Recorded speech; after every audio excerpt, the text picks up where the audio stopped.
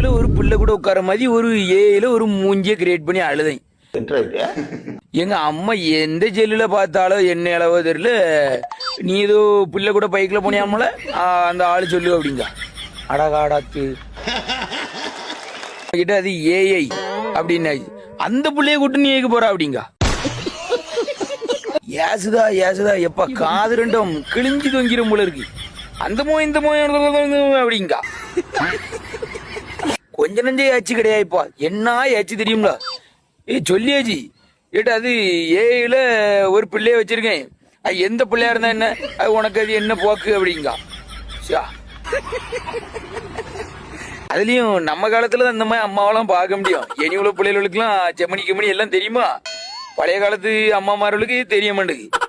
அதுல சொல்லி பெரிய முடியும். நம்ம எங்கன உயிரெல்லாம் அங்க மேக்கனிக்கு அங்க மேல ஓடுறேன்.